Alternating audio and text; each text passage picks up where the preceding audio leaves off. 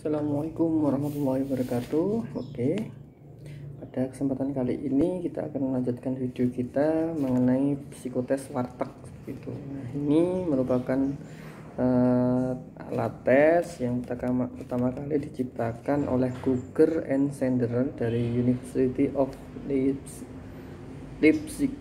Kemudian dilanjutkan dikembangkan oleh warteg, sehingga di akhir tes ini dikatakan sebagai psikotes warteg atau tes warteg seperti itu. Nah, di sini nanti para peserta tes akan diminta untuk menggambar 8 jenis gambar. Jadi nanti ada 8 kotak yang setiap kotaknya nanti akan ada sebuah tanda, dan peserta tes akan diminta untuk melanjutkan gambar tersebut. Oke, saya lanjutkan. Bagi peserta tes ketika akan mengikuti tes warteg atau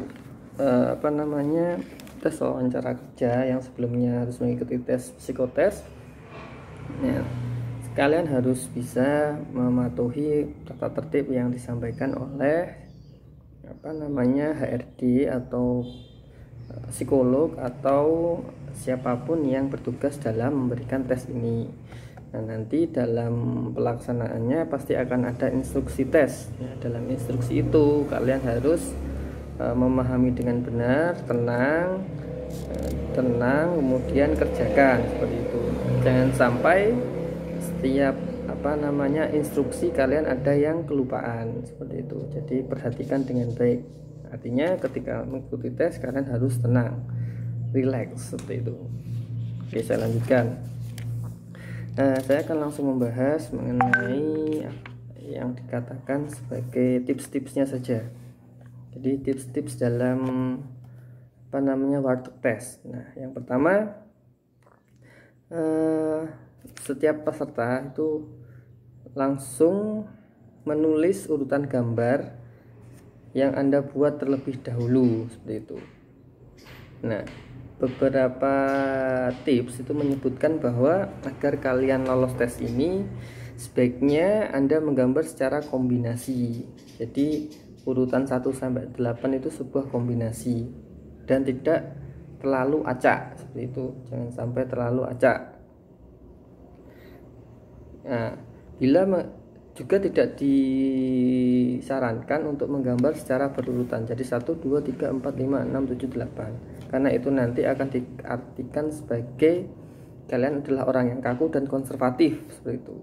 Namun bila terlalu acak juga akan dipandang sebagai pribadi yang kreatif dan inovatif, tetapi cenderung bertindak di luar aturan. Jadi seenaknya sendiri. Itu ada pemaknaan seperti itu, sehingga kombinasinya juga jangan terlalu acak. Kemudian hindari menggambar dari angka 5 atau 7 terlebih dahulu, karena ini bisa diartikan kalian memiliki orientasi yang aneh seperti itu. Oke, saya lanjutkan. Itu tips pertama. Tips kedua yaitu bila kalian menggambar pada kotak pertama, sebaiknya Anda menggambar makhluk hidup yang berkarakter, karena ini nanti berkaitan dengan penyesuaian diri di lingkungan baru kalian. Yang dimaksud lingkungan baru ya lingkungan pekerjaan kalian, misalnya kupu-kupu dan lain sebagainya. Kemudian pada kotak kedua yaitu garis kecil, itu mengisyaratkan sesuatu yang selalu bergerak bebas dan dinamis. Maka sebaiknya kalian menggambar sebuah lengkung yang akhirnya akan berbentuk sebuah burung. Atau Anda juga dapat menggambar 2 gunung yang di tengah-tengahnya terdapat matahari, banyak burung yang sedang berterbangan di atas sawah. Boleh.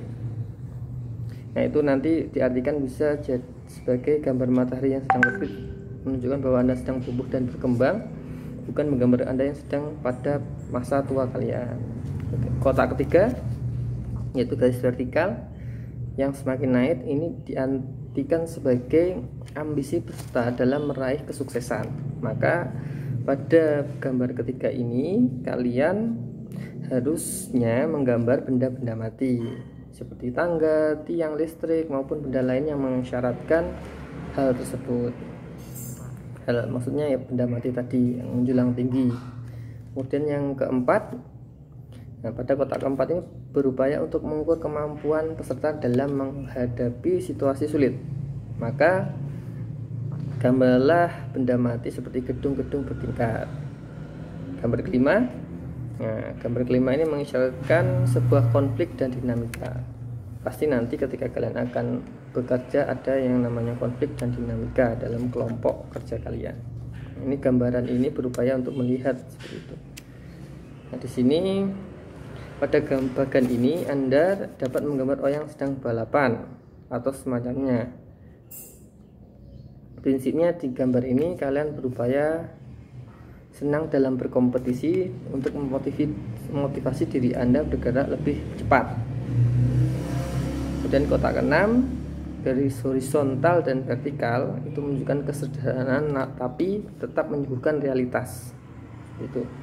Jadi gambar benda mati seperti kamera, televisi, komputer, kotak dan lain sebagainya. Gambar ketujuh, lengkungan itu harus dijalankan dengan sangat hati-hati ketika menggambarnya. Gambarlah objek yang memiliki manfaat seperti kelapa, bunga yang memiliki benang sari seperti itu. Benda hidup juga yang ketujuh, makhluk hidup maksudnya ya. Yang terakhir, gambar ke-8, garis melengkung yang seolah menandakan kebesaran dan kebijaksanaan. Maka gambarlah makhluk hidup yang besar dan menunjukkan kewibawaan seperti gajah, seperti apa lagi, harimau misalkan ya, atau yang sejenisnya lah. Nah, seperti itu. Oke. Saya akan contohkan satu. Ini gambar dari water test. Jadi 1, 2 dan seterusnya sampai 8. Saya yakin teman-teman bisa berlatih dan semoga bisa mendapatkan nilai maksimal kelak ketika kalian memulai mengikuti tes psikotes wawancara kerja. Itu saja yang bisa saya sampaikan. Terima kasih dari saya. Akhir kata dari saya, wabillahi taufiq wal hidayah. Wassalamualaikum warahmatullahi wabarakatuh.